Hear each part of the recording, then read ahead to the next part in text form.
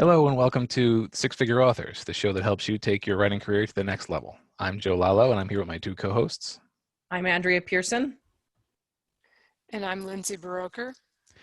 Today we're going to be taking a rare dip into craft tips. We tend to focus on marketing and productivity here, particularly last week, which was all about productivity. But naturally, the better your book is, the better your marketing will work. So it never hurts to work on your craft a bit. So we'll be going to that in greater detail. Plus, we'll be answering some questions from the listeners. But before we get into any of that, does anyone have any news or points of interest to discuss? I do, kind of, I guess. One of my author marketing books is in a story bundle again. It's the storybundle.com/nano story bundle. So the NaNoWriMo one. And man, I had a lot of fun getting that book finished on time. It was based partially off the course that I just finished. And so I got it done in like 2 weeks. It's not a very long book, but it is packed full of stuff. It's called Killer Subject Lines: How to Grab Readers' Attention and Get Your Emails Opened. And it's only in the story bundle. I'm not going to be putting it on Amazon until after the story bundle's done, mainly because I don't have time.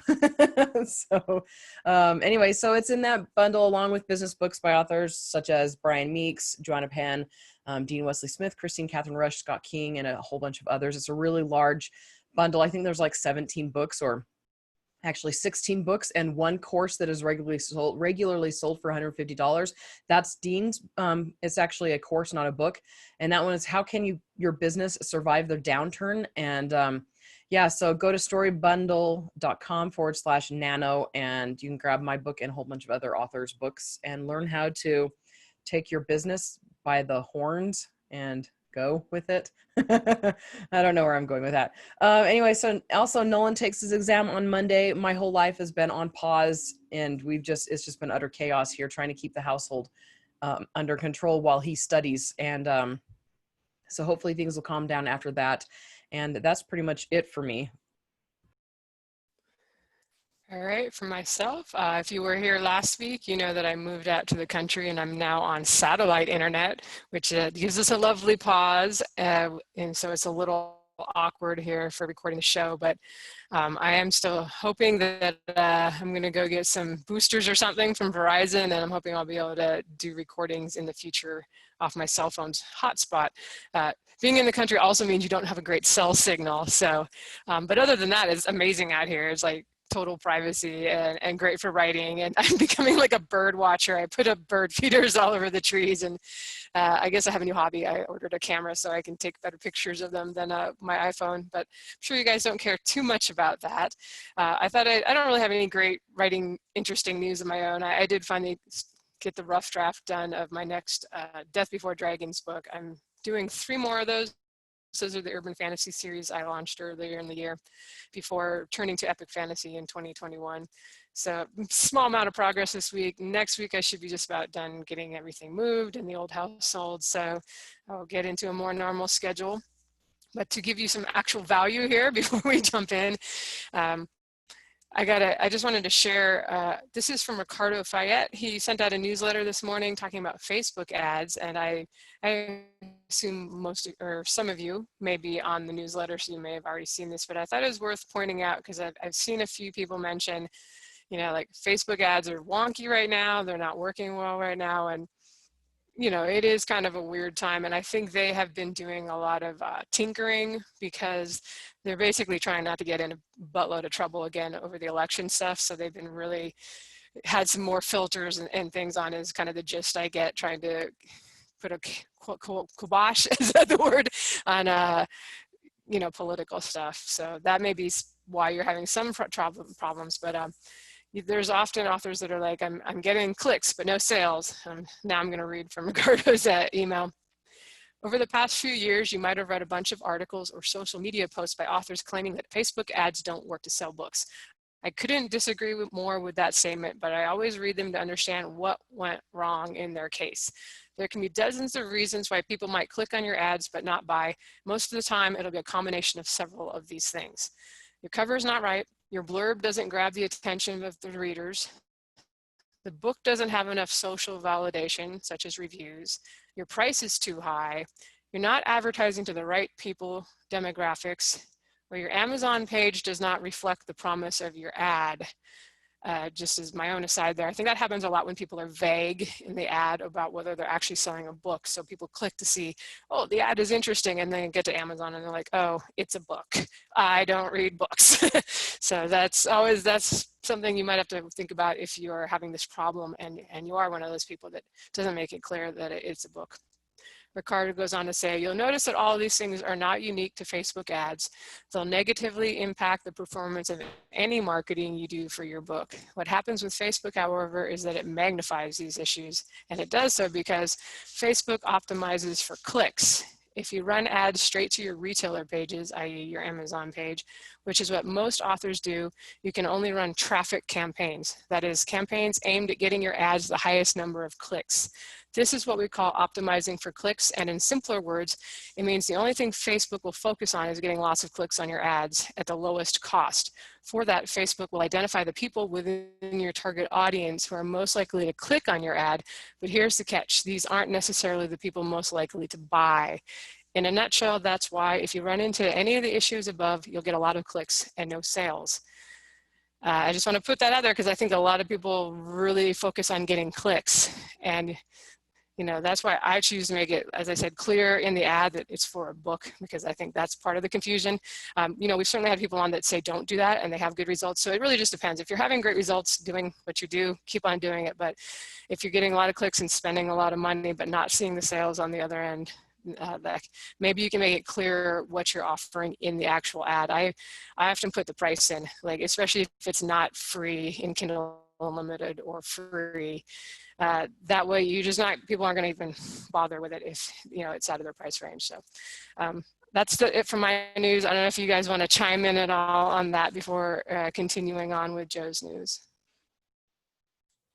I'll just agree that like, if your goal is to get a lot of clicks on your ad, there's lots of ways to get people to click your ad that don't lead to sales. So remember that your goal for advertising is always to get sales. So yeah, that's why we talk so much on so many episodes about keeping track of actual buy through and stuff like that. That's the actual metric that matters. The click that they can only keep track of clicks is sometimes misleading.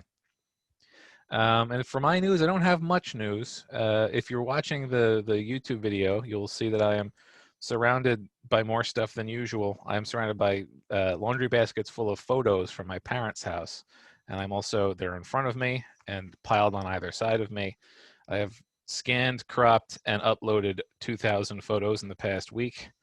And I have got another laundry basket full. So it's going to mostly be that. I'm the only one with the flexibility to do so. However, nobody cares about that. For my writing news, I am going to be dedicating the first half of this month to producing the short stories, basically for the rest of the year for my Patreon. I say that's my plan. More likely, I'll only get 6 or 7 of them done, but that's still, I do them monthly, so that'll give me a nice buffer. And then for the second half, I'm going to be preparing for NaNoWriMo, because I always do NaNoWriMo. There's no reason not to. It's actually slower than my usual writing pace, so I might as well just make a go of it. I have not yet decided what that is going to be. I usually try to do something semi-standalone during NaNoWriMo, just because it's 50,000 words is short for a book for me. So probably after an episode or two, you'll hear me telling you what I had decided to do. Chances are pretty good it's just going to be book 4 of the urban fantasy. Those tend short anyway, and I can probably make it into a 75,000 word challenge instead of 50,000 words. But that's where I am with my news. Not a tremendous amount of productivity that is in no way related to books. But now we're going to move on to our main topic, which is craft tips. And since this is how I've laid out the file, I guess I'll go first. We're going to start off with some of our favorite craft tips, and then we'll be answering questions about craft. So the first, what I've got to add in is my favorite way of setting a scene is to stop and look around. This sort of goes under the heading of I thought everybody did this, but I've encountered enough up-and-coming writers who are asking for advice who had never heard of doing this. So when you're describing a moment or a new setting, try to imagine you are in the place and time and describe what you would see, feel, and smell. This will help you build atmosphere, but it'll also keep you from throwing in too many details because you're limiting yourself to what the character or another person in the scene would directly experience.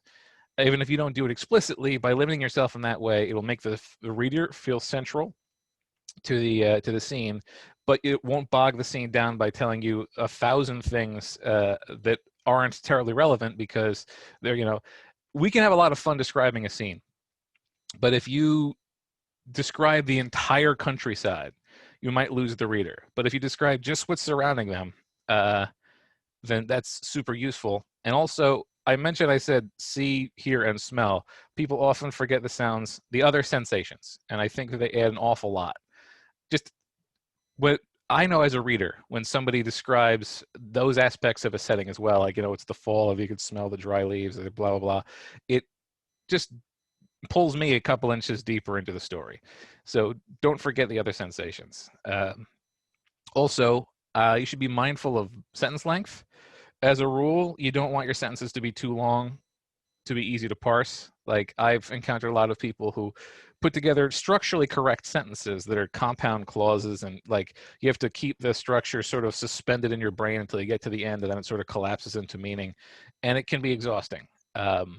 So long, flowery sentences are fun sometimes, and they're certainly useful for garnish. But if you're in an action scene in particular, lots of short, direct sentences feel like jabs in a boxing match, and they make things feel more urgent and frantic because the story is literally moving faster for you. You're just blazing through the sentences. So, longer meandering lines are great early in a chapter, early in a book to sort of set the scene. But as your pace gets faster, I feel like your sentences should get shorter. And finally, I do this, and this is controversial. A lot of people would say that this is bad, but I like to do it. I call it the freeze frame, and that's when you're at a turning point in the scene or in the book, and things are just about to either shift from slow to panicked or go from in control to out of control or back again. And then you stop and you take a paragraph to describe in extreme detail the moment and the circumstances that are changing. One of my books has the hero is trying to plant a tracking device, and his plan completely falls apart, and he panics and just throws the tracking device, hoping to basically score a basket. And I describe the entire flight, and I talk about how unlikely it is that it would land where it landed, and then it lands where it lands, and everything picks up off again. And it's a cinematic technique. Like, you see that happen in movies. And I feel like, particularly if your book is particularly cinematic, and my sci-fi tends to be, it really fits in very well. However, I will say it also is a huge trap. Number one, it feels like an info dump, even if it isn't. It feels like one. Number two, it can be launched with very cliche phrases like time seemed to slow down, which time did seem to slow down, and it's certainly a good description of the moment, but it also might hit your reader over the head like a bell. So try to be a little bit more subtle when you're doing it, but it provides a really good sudden hard contrast to action, and I really like doing it. Big important thing though, don't do it more than once or twice a book. If you're doing it all the time, it definitely is going to irritate the reader. All right, before I jump into sharing some of my own tips, I just wanted to remind you guys, or I didn't tell you before, but that was Ricardo Fayette. I was quoting half of his newsletter, so I better tell you guys where you can go sign up for his newsletter. It's at Readsy, and they're free. And him and David Gaughran are really the only two people whose newsletters I'm on that send out kind of helpful stuff for authors on marketing and publishing and the ads and that sort of thing. So please go sign up for it if you want to get little tips like that each Friday or whatever. All right, a couple of my tips as the internet informs me that my connection is unstable. So apologies, hopefully it's not too bad for you guys. I will try to get something better by next time we record. But my first tip, and actually I thought of this when Joe was giving us his tips on description, is just to use that opportunity to show off your character's personality or even flesh out some background on them instead of I can't tell you how often I read, especially with newer authors, your character, you're in their head, they get some of their personality, especially if it's in first person, and then all of a sudden it's like it gets to this really stilted, like, author describing the room, you know, in language that doesn't sound like anything that the character would use. You've got like bookcases looming and furniture getting all these action verbs, and you know, I would have given myself an example sentence to give to you if I'd thought of this ahead of time instead of while Joe was talking. But you know, if your person is also enjoying her bird feeders, and that's part of one of her hobbies and her background, maybe she compares a crowd of people at the mess hall to like birds fighting at the bird feeder, which, you know, puts an image in your mind and also tells you something about them at the same time. So it's kind of a chance to do two things with your description. And even if your character is just, maybe they're a little snarky or something, if they, you know, I think I had a character that I was just editing today. There was a bonfire and like dead animals were being burned because they were killed with magic and all that. And she's like, a backyard barbecue gone awry. So put the personality in the description, and then it becomes something interesting to read because your character is hopefully interesting versus something that you kind of skim over because, oh, that's just boring description stuff.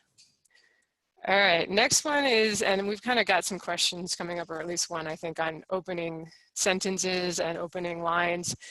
But I would just be careful to try to avoid gimmicky opening lines. I see this so often when I've been picking up a lot of samples lately, trying to get into a new series, and people we try so hard as authors, like we feel it's like the most super important thing. And you get a lot of stuff like, it was the day I died, or, you know, and it sounds, it's like requiring a suspension of disbelief in the first sentence is probably not a good idea. And you don't have to try that hard. Generally, if you just open with something that's going to create a mystery or intrigue somebody, we as a species, we want to solve mysteries. Like if you open with the door was open, I would keep reading because I'm like, well, I want to know, why is the door open? What is the significance of that? You know, you don't have to try too hard. Just, you know, figure out something that kind of hooks them by creating a little bit of mystery that we naturally want to solve. All right, last tip I will share here is that you can get rid of some of your dialogue tags. You know, the dreaded Joe said, Andrea said, Joe inquired, Andrea ejaculated. No, Andrea is not allowed to ejaculate on the show. But, you know, you get to avoid some of that by just using short snippets of action to identify the speaker. And you've probably seen it even if you don't do it, or maybe you do it, but the action tags should be necessary anyway and move the story forward. Don't get it. Be careful not to get into, like, you'll see people doing this to avoid doing he said, she said, and suddenly you're getting an entire description of how this person's making tea for a tea party that she's giving, or, you know, for the officer that's interrogating them, whatever.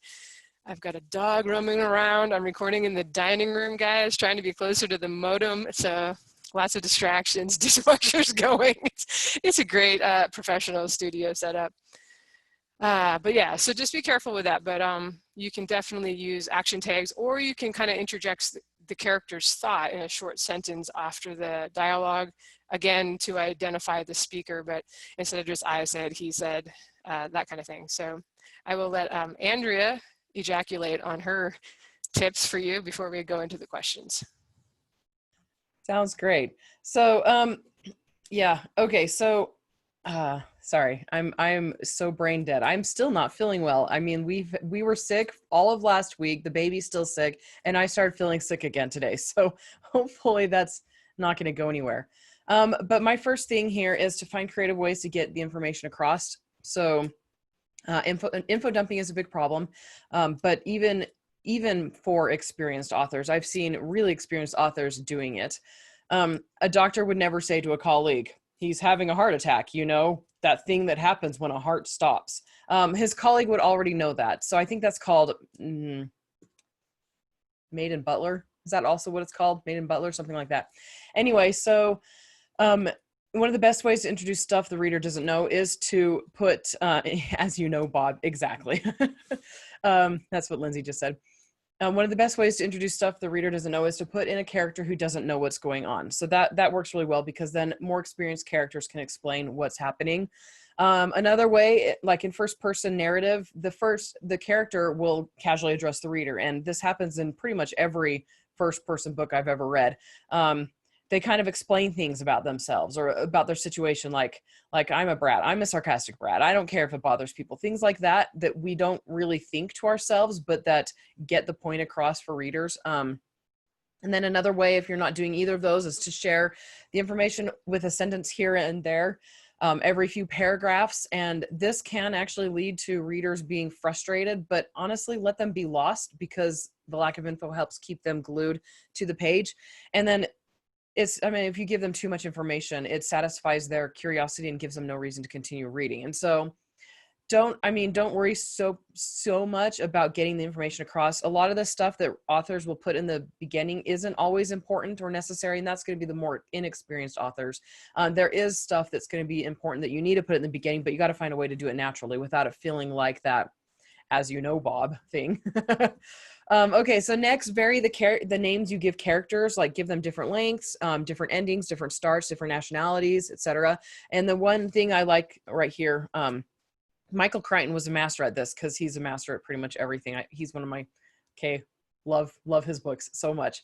But like Jurassic Park, so you've got characters named Grant, a character named Grant. You've got Wu, Hammond, Malcolm, Sadler, Nedry, Lex, Muldoon, Tim. I mean, these are characters who, I mean, their names are so different. They don't sound the same at the end. They're very different names, and it helps readers remember the characters, and if their names aren't the same. So vary the names that you're giving your characters. And then also juxtapose your scenes. So having stark contrast between one to the next, from one to the next. So like if it's daylight in one, have it be nighttime, have it be raining or sunny, just jump back and forth, hot to cold, inside and outside. I mean, even if it's summer in Arizona, throwing something different in helps keep the setting appealing and helps keep readers' interest, just because it helps you be more aware of how to describe the surroundings and just keep things different. And then last, start a scene or chapter with the character experiencing one emotion and have the scene or chapter end with them in a different emotion. This can help with character development too, especially if you've got that overarching, like a bitter character leading gradually through the 5 stages of grief all the way to the end. And that was a tip that actually Rachel Anderson, who we had on the show in the beginning of this year, she gave me, or mentioned that she puts in her books. And it really, really keeps people reading. They're just, starting out in one way. It just kind of leaves them wanting to keep reading, wanting to keep to know more. All right, we're going to swing into listener questions. These are the ones you guys submitted to our Facebook group, Six Figure Authors. So thank you, and hopefully you'll find something helpful in these. I'm going to read the first one from Rick. I know a lot of writers and authorities in the field say that a third-person POV novel should have a limited number of POVs, say 3 or 4, all of characters who have an arc in the story. I have always liked reading and writing throwaway POVs from one-off characters who are only there to give an outside view of the action and the main characters. I do try to give a mini arc to the mini POVs, but the characters do not appear again in the book. Is limiting POVs to main characters an important thing to the novel's structure, in your opinion? All right, so I think you're going to hear this a lot. When you get into craft, you're going to hear this sort of thing a lot, and it's every rule can be broken if you do it well. If you've read The Grapes of Wrath, and I think most of America was assigned it in high school at some point, practically every alternate chapter is a cutaway to a group of characters that we'll never see again.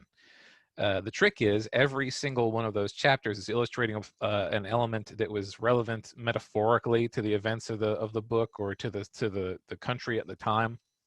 So it's not so much necessary to have a full personal arc for every character that gets a point of view, but every person who gets a point of view, every scene, honestly, in the book should have some sort of plot or narrative role. So it should reveal something about the plot or the setting or the moment, or it should foreshadow something for the future. Or, and this is one that I think people overlook a lot, if you read Terry Pratchett, then you won't overlook this.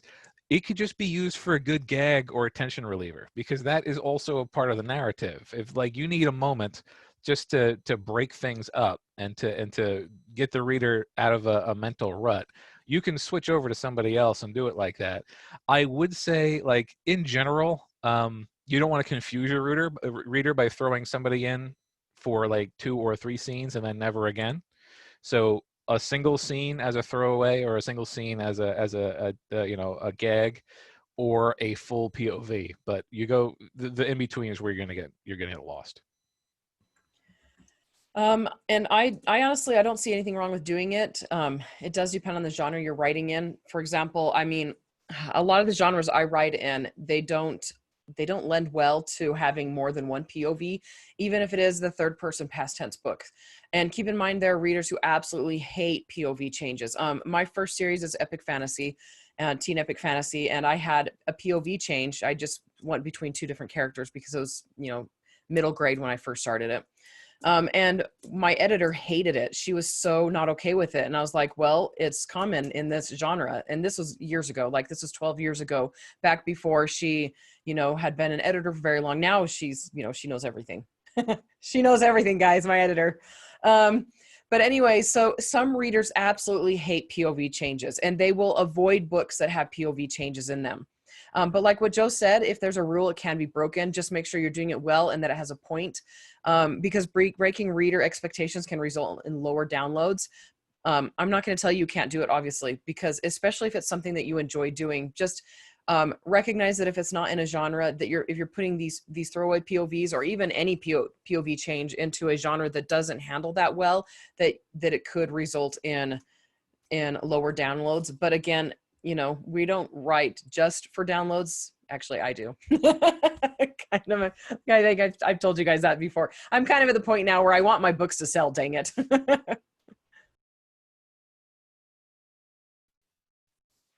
All right, so I'm going to say that every time you change the POV, especially in your first book, like a book one in a series, it's a possible stopping point. If, I've actually found that as a reader, I'm way more likely to keep going if it's just continuing on with the same character. But as a writer, I certainly have written, stories with many POVs. I usually start with fewer earlier in the series, and I wait till you actually care about the new character to start that person's POV.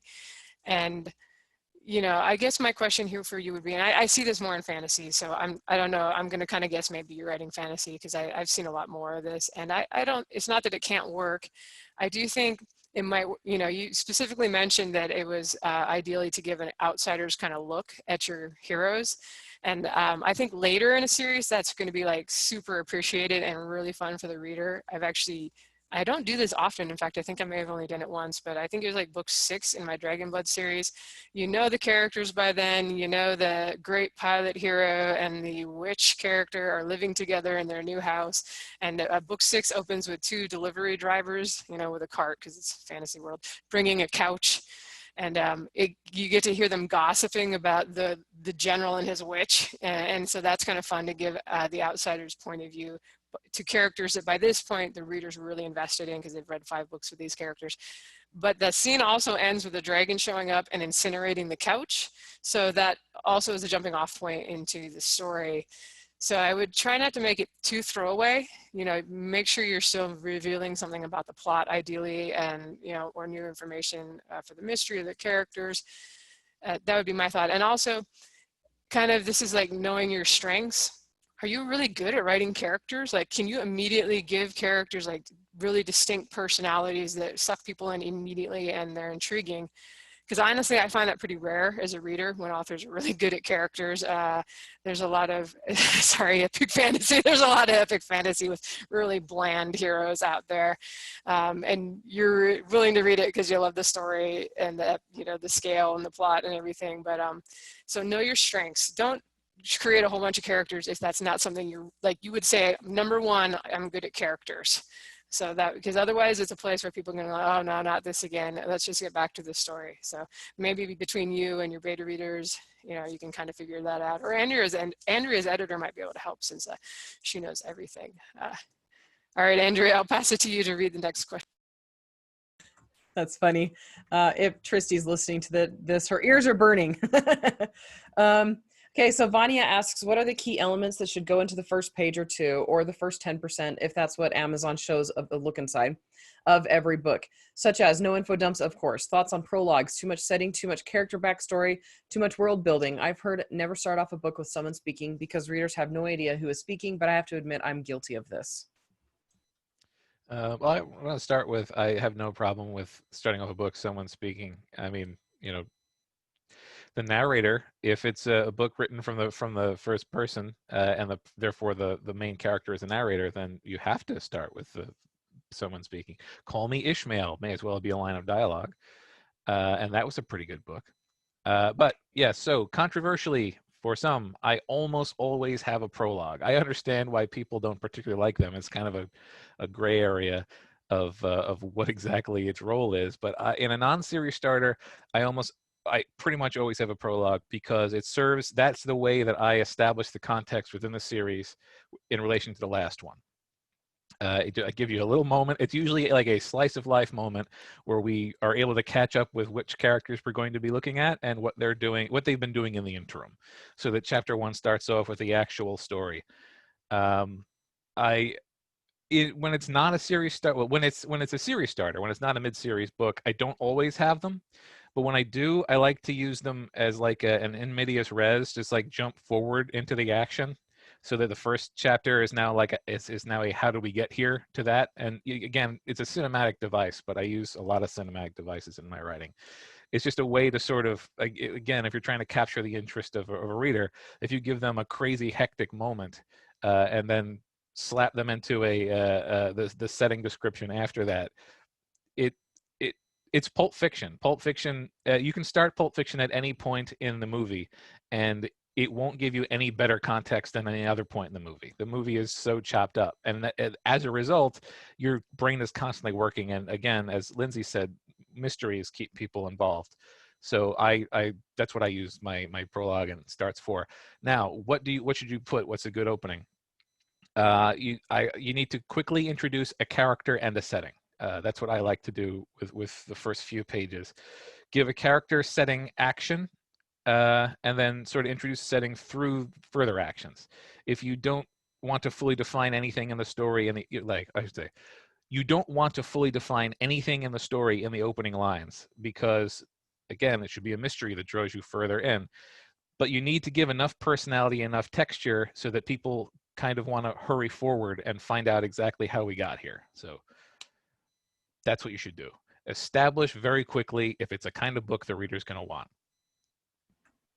I like that.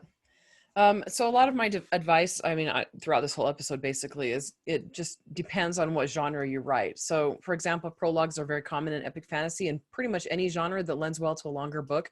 So Michael Crichton, I mentioned him earlier because he's like cool. He used prologues frequently. As to what should be in the first 10% or the first few pages, establish anything that a reader would need to know to feel more grounded in the story. So the setting, what the character looks like, their gender, species, if there's magic in the world, that sort of thing. And then also the tone should fit the book you're writing. So if you start off one way, make sure it stays that way throughout. You don't want to start off really dark and moody and then have it be a lighthearted romance, right? So just have it set the precedence or whatever. All right, I think it is good to think of the sample in this digital world where people are often downloading that and using that to decide if they're going to buy, because they have to be sold by the time they get to the end of the 10% or 10 pages, whatever it ends up being. So, know your genre. If it's a romance, I often, as a reader of like sci-fi romance and fantasy romance, I often will not buy the book if I haven't gotten the other character at the end of the sample, but meaning if it's from the woman's point of view, I kind of want to meet the guy and see, like, am I going to be into this relationship? And it's hard sometimes, depending on how your story is set up. You may have to try to do his point of view and her point of view, and they don't necessarily come together at first. But honestly, now, if I was going to write one, knowing what I know now, I'd probably just make sure I have those, design the story so that we can get the conflict and the characters together, or not together, but, introduce them both, and the promise of a romance right there at the beginning. Because we need, whatever we downloaded the sample for, we need the promise to be in that sample to go ahead and buy the book. Thoughts on prologues? I guess I'm polar opposite of Joe on this, but hey, you get both of our opinions. I find that authors tend to use prologues, not Joe, of course, but some authors, because their opening chapter is kind of boring and not much happens. They they know that their first chapter is the farm boy in the woods, and it's going to take a while before the horde of orcs shows up and the story, you know, starts getting interesting. So they're like, well, we better have a prologue that shows how awesome this world is and this conflict and stuff that's going to be going on. So, but that's not what people are reading for. They want to read for your main characters, not some throwaway characters from 500 years ago that sets the stage. And again, thinking of the sample, just say you have a reader that they just don't read prologues. It's somebody like me who skips that and just goes to chapter 1 because I know I want to read the main characters. You could end up in a situation where your prologue was most of the sample and there's not very much for them to get to in that, you know, before they have to decide if they're going to buy. So my suggestion is just to make the first chapter awesome so that you don't feel compelled to do a prologue. Because another thing is that people don't care about the world building really at that point. Once they know your character and hero and they're invested in them and their world, at that point they might be interested in what happened 500 years ago or what the bad guys are doing in the castle of evil. But you know, you can really, if once you get them into the main character, I think that should be the priority.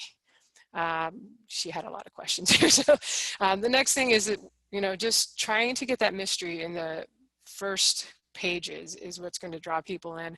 As an example, I mentioned my general hero from the, he starts out as a colonel. In the Dragon Blade series, book 1 starts out with him reporting to his superior officer and getting dressed down. And you get to see his sarcasm, his flippancy, a lot of his character, but you're also wondering, why is this guy in trouble? I'm going to have to keep reading. If, you know, he's such a fine gentleman with, you know, wit. Why is he in trouble? So you keep reading. My urban fantasy, the first book starts with my heroine, Val, climbing down a cliff over the ocean. And, you know, it takes a little bit before you figure out why, but that's the mystery. Like, why is this character climbing down a cliff? You know, and it doesn't start with anything hokey like, this was the day I almost was going to die battling a wyvern in a cave in the ocean. It's just a little bit of a mystery, a little bit weird. You want to know the answer, so hopefully you read on. The last thing I wanted to make comment on the thing about dialogue, because I often put dialogue really early on, probably on page 1 if I can, not usually on line 1, like the opening sentence. That's usually the advice, is it's a little jarring to open with dialogue, but dialogue is one of my strengths, dialogue and characters. And so I want to put that up front on page 1. I didn't always know this as an author, so not all my books start that way, but knowing it now, it's something like, yeah, if I can, I want them to be talking right off, because banter and stuff is the thing I do much better than like writing description or world building or, you know, other stuff that writers are supposed to be good at. So whatever you're good at is what you should put right up front on page 1. Like Andrea was saying, you want to kind of give a flavor of what the story is about. So if snarky banter is your thing, throw that on the first opening page so that right away I know, oh, I'm a reader of snarky banter. This book is for me. And on the flip side, if people don't like snarky banter, they're like, pass. And then they didn't waste their time and they don't have any feelings of resentment for you. But, you know, if you were somebody that actually is not great at dialogue, but you're super good at writing fight scenes, maybe you're going to open with, you know, the characters having a fight in a bar. Don't get into anything too confusing with a lot of characters, because it takes a while for the reader to form the picture in their mind when they're just using words. It's not like a movie, right, where you can see the whole scene and you understand what's going on right away. I try to keep it to 2 characters in the beginning rather than like, I've used this example before, but spaceship, Starfleet, people, military sci-fi, we're horrible about starting with like the battle is beginning and the aliens are attacking and we're on the bridge of the spaceship with the captain and like 8 officers, and you just, as a reader, you get so many names thrown at you at once.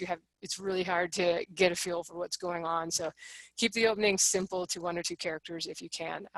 Yeah, I think that's my only thoughts on that. So I will pass it back to Joe for the next. All right. So the next question is from Stephen. And the question is, what are the best resources you've found for writing fantasy? And reading fantasy has been the best resource that I've had. I didn't read any specific craft and writing advice until fairly late in the writing of my first 3 books. Most of my education was reverse engineering stuff that I liked. I immersed myself in stuff that I enjoyed, and when I saw something that I really liked, I asked myself why they did it and why I liked it. And I was lucky enough that in high school I was in honors English, and honors English also sort of ruined the reading for me for like 5 years, because it was like, here's the structure of a book and here's why decisions are made. Immediately books stopped being a cohesive thing and started being a bunch of individual elements that were stuck together. And it made me think very critically about the books that I was reading, which made them less enjoyable for a while, but it built up my toolkit of all the individual elements that I really liked. And then I just sort of kept them in my back pocket, and I would pull them out and like, okay, well, we'll use this kind of character interaction. So read stuff that you like and figure out why you like it and why it was good. Yeah. And then I would tag on to that also watching fantasy movies. And then like documentaries about countries and locations, species, animals, languages, religions, history, anything like that can enrich a fantasy or any other novel, honestly. Just gonna say that. That's all I have to add right now. Okay, Lindsay, your turn. Right, and I was just going to recommend, and somebody else in the comments recommended this, and we've mentioned him before too, but Brandon Sanderson has one of his entire college university class on like how to write fantasy on YouTube. So definitely go look him up on there, and he's got a huge channel too. Just as an author, you might find some of the other stuff interesting, but he really goes through. It's sort of like a week by week because it's a class. Plotting, characters, short stories, longer stuff. So that's a good resource that's out there now. For myself, I'm not a learn from a book kind of person. I'm very tactile, so I was always somebody that like I could learn the piano by playing the piano, not by being told how to play the piano. So I found writing workshops really helpful for learning kind of the basic stuff. And I actually joined the fantasy and science fiction online writing workshop back in the day, and they still exist. I think I mentioned them last week too. So obviously they should be sending me a kickback for anybody I refer to them. So, but so it was, since it was all fantasy and sci-fi, and I think horror too was in there, you were reading other people's works and they were critiquing yours and you were critiquing theirs. And I found that a super useful learning experience that really worked for my personality and my learning style. So that's a thought too. A genre specific one would definitely be ideal if you're trying to get, learn about a specific genre and you don't want advice from the romance writers when you're writing your epic fantasy. Which you will get people that are like, maybe this would be better if you just added a little romance. You could use that. So I think I veered off there. I think I will go ahead and ask the next listener question. This is from Jane. Any advice on making readers slow down and get the most out of your books, thus making them more memorable? I think this is one that depends a lot on genre. If you're doing suspense and thrillers and like that, I've found just from being a reader of them, I don't write those, but being a reader of them, if you really ratchet the tension up to an unmanageable degree, it causes people to sort of treat it like a hot tub where they have to just moments, like they have to sort of nibble at it and then back off to get some relief. So if you really, really crank up the intensity of your book, it can lead to a reader slowing down, or it can lead to them being incredibly invested and moving very quickly, which isn't a bad thing. In general, though, I like to plant little seeds and misdirections. Things that seem to foreshadow one thing, but then later on actually turn out to have foreshadowed something else. I try to make them memorable, or I'll even outright refer back to them in dialogue, so the reader will be like, no way, and go back and reread. And if you really want your book people to get the most value out of your book, the kind of book that you read more than once is one where you've laid the groundwork so effectively that there's clues throughout that lead to where you conclude. And I've read books over again, I've watched movies over again when I realized how well they were foreshadowing, and yet I didn't catch on. So you have to dig in intrigue, and you have to avoid being predictable. And if you pull them off correctly, people are not only going to enjoy the book and stop and think about your book and refer back to scenes, they might actually read it over and over again. So that's how I would say. And actually, I don't know if you guys watched Home Alone recently. I hadn't watched Home Alone since I was a kid. We just barely watched with our kids this last weekend, and they did a really good job of putting little tiny hints all the way throughout the whole movie about what would happen, like all sorts of foreshadowing, and there's nothing that was not explained. So just really, really good one to watch if you want to get an idea for those little seeds, misdirections, things like that, and foreshadowing. And I'm going to say this is probably another thing that might be genre related.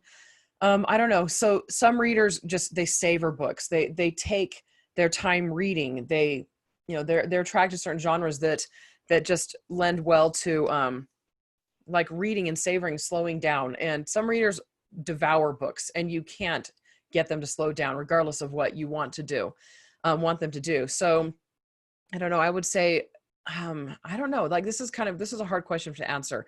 So I would suggest maybe picking a genre that people aren't likely to read quickly, just because some readers, they don't want to savor. They just want to devour. They want to pull it in. And so like, that's kind of the way I am. I don't usually read books that need to be savored. Honestly, I like books that are fast paced and, that are just, I don't know. That's kind of the way I write too, like fast-paced thriller-esque type fantasies. I want people to tear through them and have to read them again to see if they caught everything. And I don't care if they're memorable, as long as the person is continuing the series and enjoying them enough to spread the word. I don't know. Maybe that is memorable though. I don't know. I struggled with this one. Okay, Lindsay. All right. Well, I thought about this a little bit because I just had my last book in my sci-fi series come out, and I remember several readers said, I read it really fast right away as soon as it came out, and I'm like, it's 154,000 words. You read it in one night, and then they're like, yeah, and now I'm going back and rereading it so I can make sure and get everything. So part of it is just kind of creating characters and stories that people really care about, and that's easier said than done. I mean, the simple answer to make people slow down is to have more white space. I mean, actually that speeds them up, but it makes them less likely to miss something. When you've got blocks, the kind of wall of text, big blocks, paragraphs, people are going to kind of tend to skim that and more likely to miss that. Like the boring description we were talking about that none of you are now ever going to write again. Instead, your description is going to be super interesting because it's giving insight into the character that we want to hear from. Another thing is to use more dialogue if it's possible, obviously, if your character's alone. Although even then, I don't know, I mutter to myself. I especially curse a lot, I've noticed when I'm alone. But dialogue, when people talk, we're more likely to listen. It's easier to skim those kind of paragraph blocks in the narrative, and we latch on to dialogue because we think this is going to be the important stuff. So that's a thought. If you're kind of find yourself describing a lot of like the last day, it's like, can you have another character so that they, you don't want the as you know Bob dialogue either, but just dialogue in general. But what is going to make it more memorable is the same thing that makes you remember things, and that is if there is an emotional experience linked with the conveying of information. So if your reader is identifying with your characters and your characters are experiencing pain, sadness, they're losing characters, or they're having triumph, they're having the romance, or they're finally getting close to beating the villain or beating the villain, that's what's going to make your readers remember your stuff, because anything that causes an emotional response in us is more likely to us to remember. I mean, you've probably had the experience where something bad happened and you never forgot that because you had this horrible feeling of like shame, and it's a really strong feeling. And I'm not saying you should necessarily shame your characters, but it is sometimes why it's really effective to maybe lose a character over the course of the series that everybody loves. It's like, it's hard to do that to the reader, but at the same time, it just makes it much more emotionally, it resonates. We feel that, and it's going to make you remember that series. I still remember, like, I've forgotten a lot of the series I read as a kid, but some of the ones where like a character you cared about died, it's like that sticks in your head, and you're like, oh, because you had this strong feeling about that as a reader because you really like that character. So not saying you have to kill off your characters to make them feel things emotionally, but whatever you can do to elicit emotion in the readers is going to make them more likely to remember your story. And maybe, the more they enjoy it, if they're going to want to go back and read it again because they really enjoyed it. So, and that's all easier said than done. So I completely understand that. So, your beta readers can kind of help you too. If they're like, this character's flat, I'm not connecting with this character, all those kind of things are going to be signs that people are just going to be skimming and not really having any sort of emotional experience. All right, I'll pass it back to you, Andrea. So listeners, just listen to her answer. You can totally skip over my answer. Okay, so Antonia asks, how many words or pages do you allot to introducing the character, setting, etc., with stuff going on, not just an info dump, before the inciting incident? This is wildly variable for me. I've had books where the story begins with the character recovering from the inciting incident, and you spend the next few chapters learning what it was. Generally, I like to have the inciting incident know, like, the end of the first chapter is probably the most common place for me to have the inciting incident. Like, literally, you will usually, I have a weird tendency to have the inciting incident happen between chapters. Like, you see the beginning of it and then you see the result of it. And again, I like sort of uncovering a previous event as much as I like an ongoing event. But I don't like more than 1/3 of the book going by without it happening. The inciting incident moves you from Act 1 to Act 2, generally speaking. So, you know, if you're doing a 3-act structure, you break your book into 3 parts. If you haven't had an inciting incident within the first 1/3, then you've got a pacing problem, I think. And I agree with that, though. My rule of thumb is usually within the first quarter of the book, if not the first like 10 to 20%. Like, I like to have the inciting incident be in the sample that people read, just because that's, I don't know, everything before that, it's, you got a normal and you establish normal, and then the inciting incident breaks normal, and everything once everything falls apart, that's when books usually get really interesting to me. And I've never thought much about how much time I'm allotting to introducing everything. So, I don't know, like, I like to have it happen really, really quickly, just because it's kind of, the stories are kind of boring for me to write. And I don't read books well that don't have the inciting incident happen quickly. So again, this is going to be based on like who you're targeting your books to, and what other authors are doing. So basically what readers are expecting. Yeah, I'm also kind of intuitive with this. Like I said earlier, I like to open with a little bit of a mystery, something that draws you in, something that's not super high octane. So you get a few pages to kind of, decide if you like the character and you actually care and you want to see why the character's climbing down the cliff to the cave.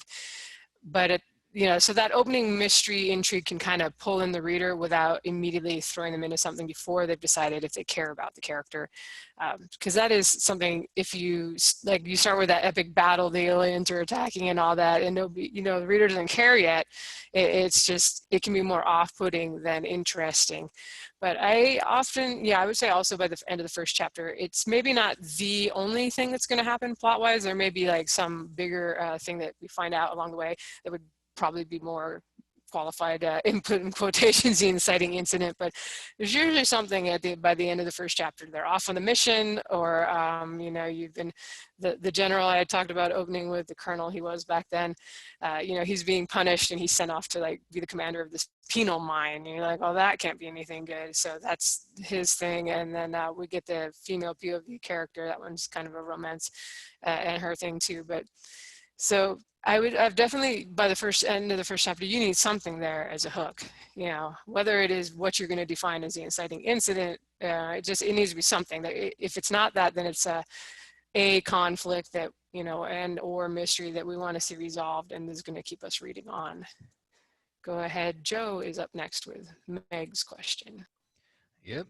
Meg says, I would love any recommendations for craft upskilling resources, books, courses, etc., that have been helpful for any of you. And again, I have not been super formal in my education when it comes to writing. Stephen King's On Writing was helpful, even though I don't think I follow any of its lessons. It's just sort of useful understanding the way one person writes a book, because it teaches you what to think about in terms of how you want to write a book, even if you don't like any of the advice that's given. I do follow some of the stuff he says, but a lot of it, no. Also, weirdly, pick up a book on screenwriting, even if you're not planning to write a screenplay. I read a really goofy one called Writing Movies for Fun and Profit. It's written by, I think, Tom Lennon. And the definitive book for screenwriting is called Screenplay, and it's written by Sid Field. But screenwriting is super duper useful because screenwriters have to be very economical. They only have 90 minutes on average, which works out to about 90 pages, and most of those pages have got to be dialogue. So they really focus on viewer attention. They focus on pacing and they focus on structure. Everything is done very efficiently in a screenplay. So especially if you're the kind of person who's wondering when you should introduce plot points and how much you should drip feed information. You're gonna get very efficient education on that if you read about screenplays.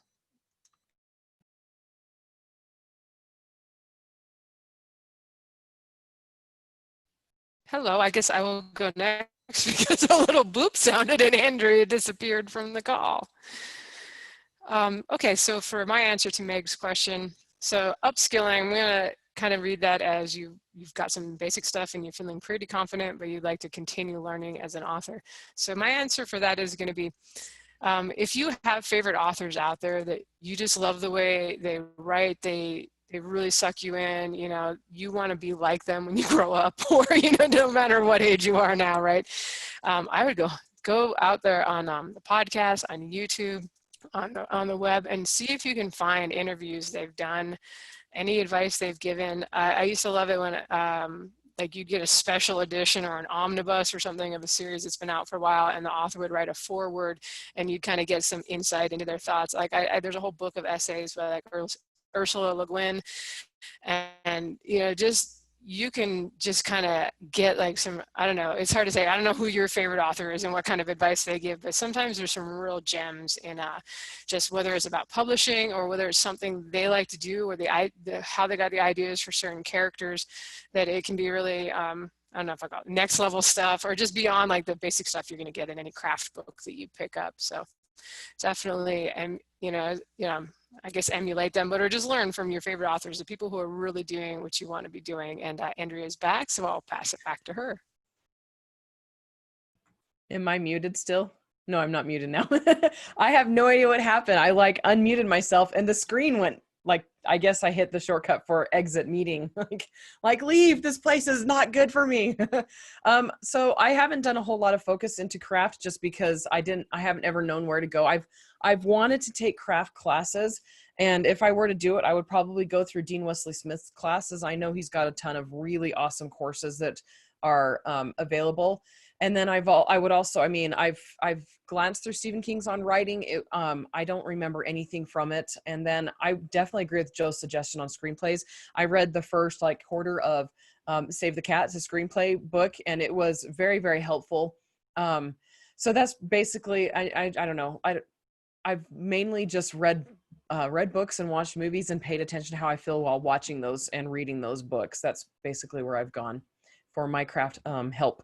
And back to you, Lindsay. All right, we will move on to the next question, which is from Hannah. What kind of feedback loops did you use to gain confidence in your writing? Critique partner / beta readers / editor relationship? Did you change it much from reader feedback?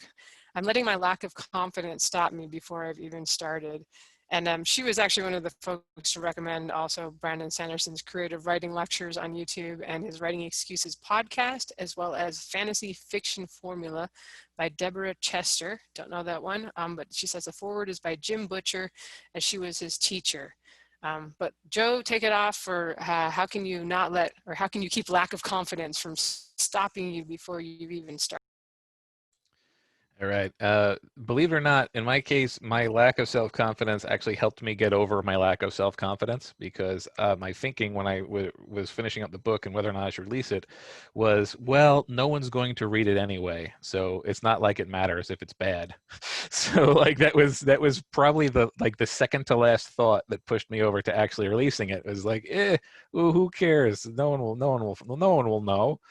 But in my case, honestly, I got a tremendous amount of support from my friends. And I was going to say friends and family, but I kept my writing a secret from most of my family. So two of my friends in particular, Sean and Carrie, also Chrissy, are the people who were responsible for me moving forward. So I guess you would call that feedback from beta readers, because they had read, at least two of those people had actually read my stuff and felt like it was good enough to move forward. But generally speaking, my certainty that I would not sell any copies was enough to make me feel comfortable releasing. That's really funny, because I kept my writing a secret too when I first started. I didn't start writing until I was in college, and I was like, I don't want anyone to know. I don't want anyone to know. It was, I don't know, it was embarrassing for some reason. It's not embarrassing anymore. So I don't know. Okay, so I would say there's something to something to be said about gaining confidence from those who know what they're talking about. So, like my editor, I listen to my editor quite a bit, and when she tells me something's good, I listen. When she tells me something's not good, I listen. And then positive reader feedback is really huge. Like those, not just reviews, but them posting on your Facebook group or emailing you or whatever. That can give you quite a nice bit of a boost of confidence in the beginning.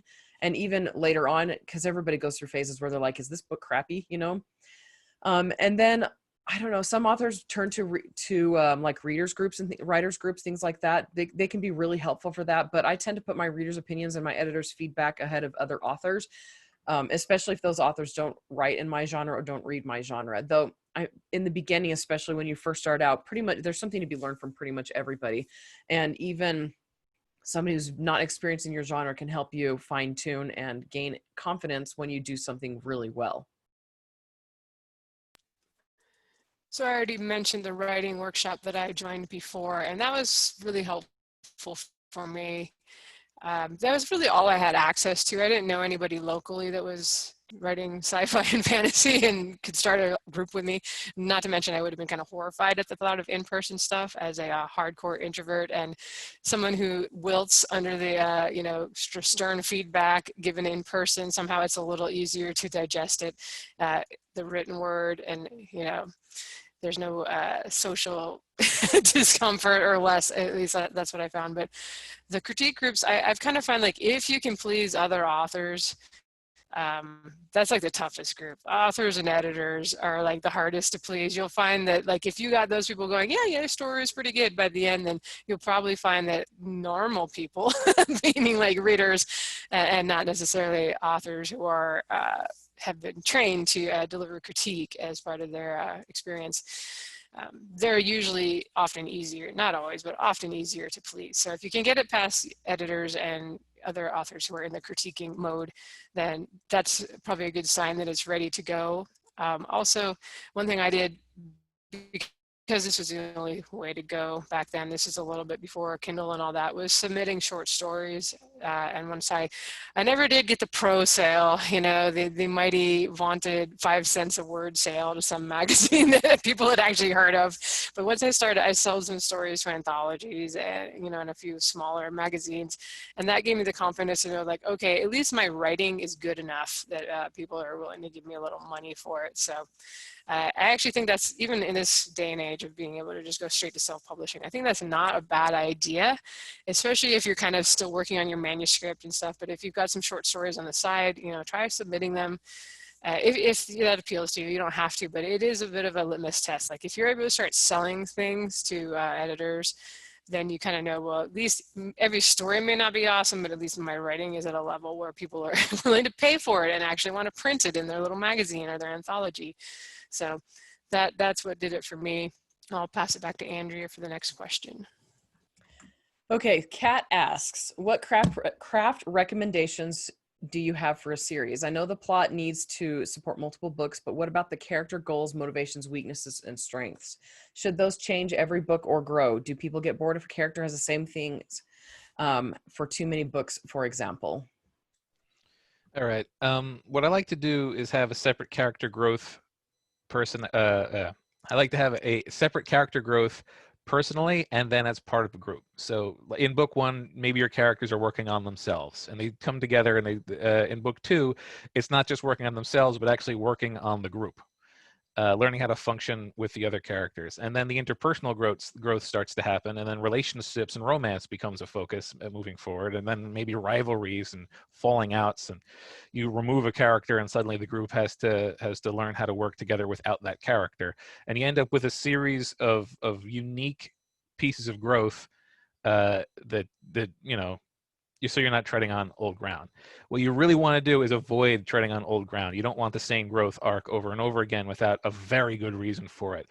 I think there's the Robichaud novels, I forget the character's first name. He's a recovering alcoholic, and it's a long series, and at least twice in the series he relapses into alcoholism. I've only read 2 of the books, and they weren't in the same, they weren't in order, and in both of them he was actually forced into a relapse, and that felt a little bit hokey, I suppose. So you want to avoid having somebody overcome the same obstacles over and over again, unless they have a very good reason. Let's say the problem is a person is in a bad relationship. Let's say book one, they just got to have a bad relationship, and the arc is about them getting over that. And then book two, they get into a new relationship, and then book three, that relationship starts to show some of the same problems. You have now basically the same arc again of somebody in a bad relationship, but maybe this time, because they've experienced the first one, they're looking at it differently, and they're maybe seeing maybe if they should have forgiven the previous person, or if maybe they're the source of their problem, or maybe they weren't the source of the problem. So you can reintroduce an old arc over again, but it has to be warranted by the story, and it has to be influenced by the previous arc. So for me, it depends on what kind of series that you're writing, because there's more than one different kind. There's more than one series. So I would say there's kind of like 3 series. So you've got the series where the books are standalones. They can be read in any order, and they're multiple characters. They're not all the same main characters. Then you've got the ones where they're basically the same characters, but you can read them out of order. They don't have to be necessarily read in order. That's kind of like Mercy Thompson. And then you've got the series that have to be read in order, or they don't make sense unless you're reading them in order. And so it depends, honestly, like the character growth that you'll see in the series where they're not going to be, don't need to be read in order. There will be a little bit of an arc that goes through, like, I don't know, I can't think of any examples right now, but, so maybe at the beginning of book 1, will they get together? And it doesn't get resolved until book 10. And it's just very, very lightly there. And all of the main themes that are overarching are just very light. I don't know. It's like a TV show, like House. I've been watching House a lot lately. So like Vogler, I'm in season 1 right now. If those of you guys who are listening have watched House, Vogler is this guy who comes in and puts in $100 million towards the hospital, and he's trying to get rid of House. And that's like, it's a very small subplot that exists within this whole huge plot. And House's character doesn't change very much. There's very, very, very few little things that happen to him throughout the whole series, across all the episodes and across every season, that shows a little bit of a change. And that's pretty much the same with all the characters. There's not big dramatic changes, but in a series where they have to be read in order, and you like the kinds where they're going to be like, readers will be lost if they're not reading them in order. If they start with a later book, you're going to have a lot, like a bigger and more dramatic character arcs, and they're going to be a lot more noticeable, because you actually can I don't know, like you can delve into the more deep things, because it doesn't matter if somebody like the readers will have been there through the whole thing, so they'll recognize it. Somebody who starts halfway through might be lost, like, why is this person struggling with this topic, and so that's what I have to say about that.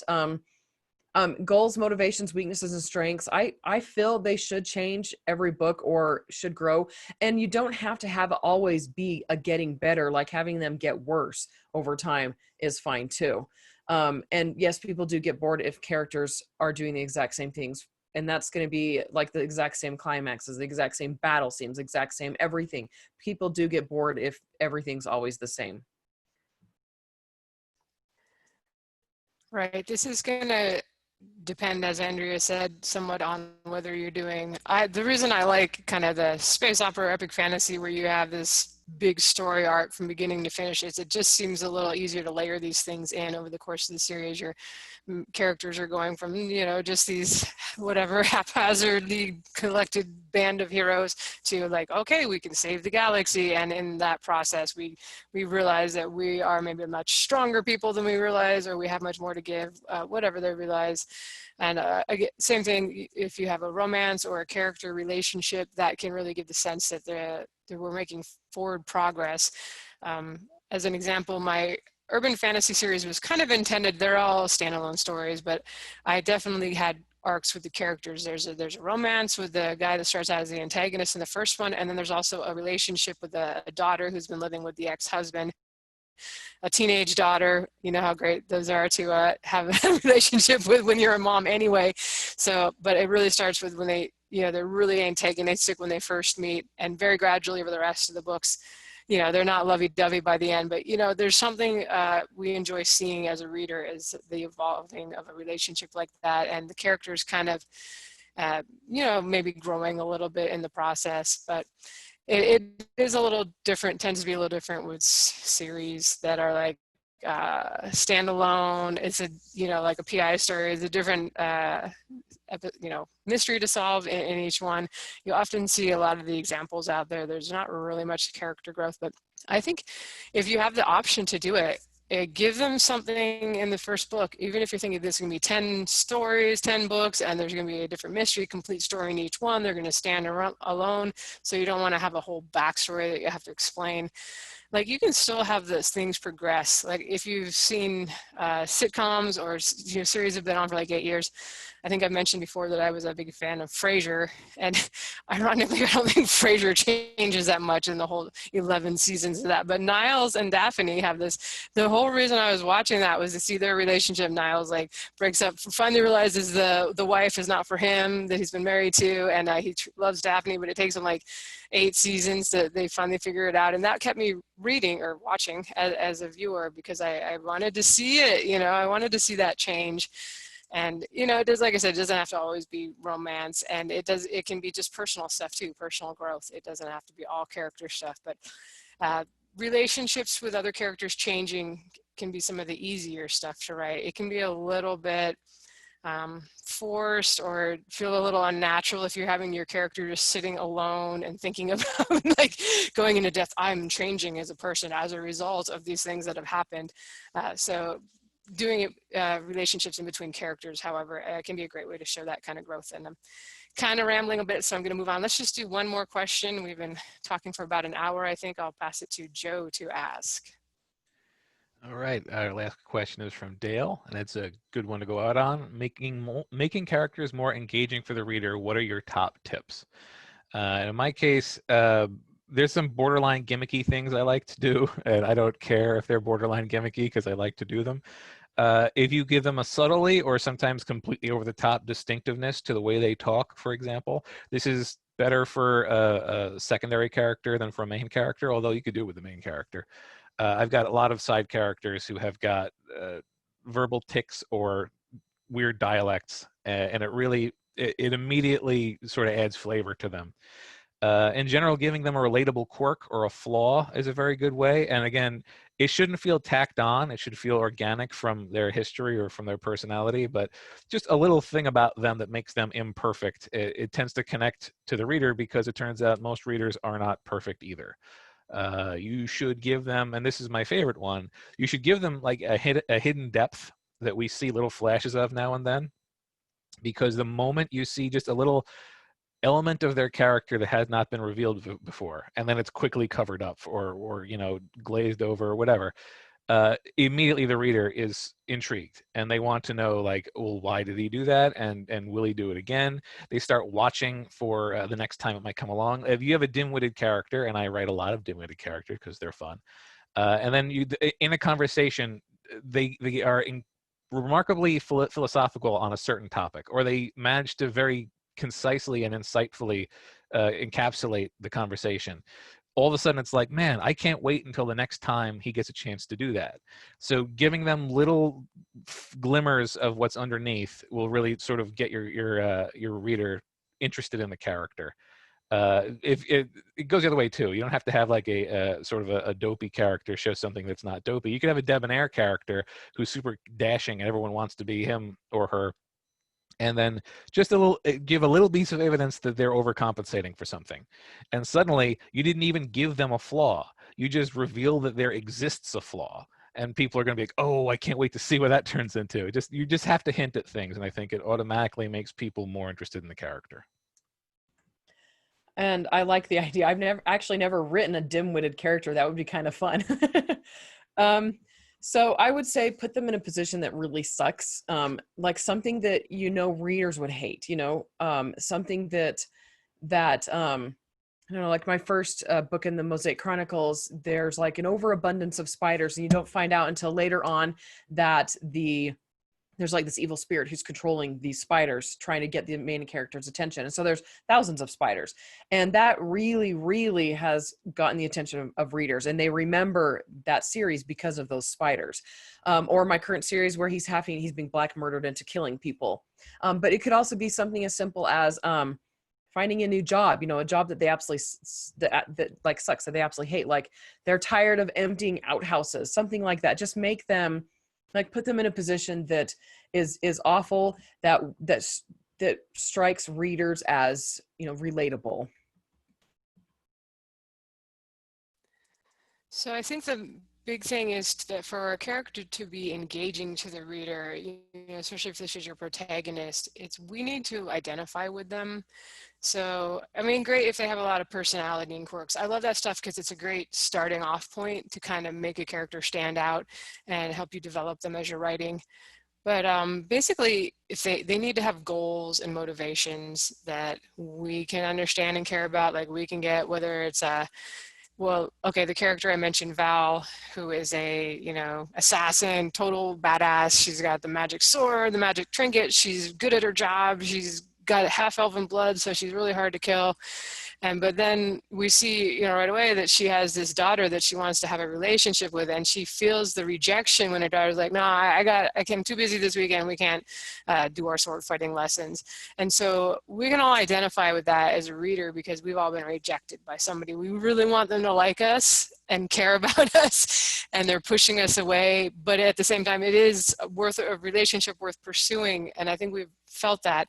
So another thing is to not be afraid to show the vulnerabilities of your heroes. Even if you're doing the tough guy hero, which, can be common in like fantasy and sci-fi, or, you've got your PI who's really good at solving crimes, right?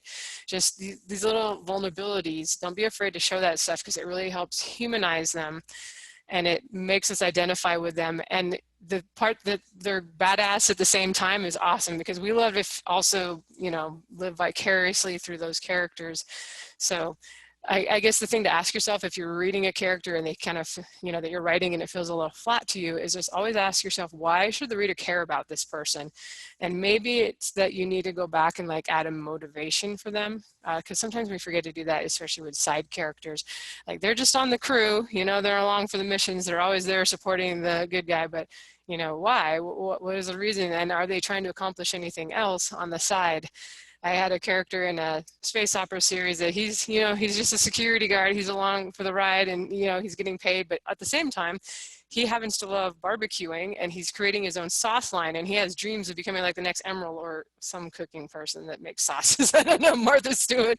That's probably not it either. Bobby Flay, he must have his own sauces. I'm sure he does.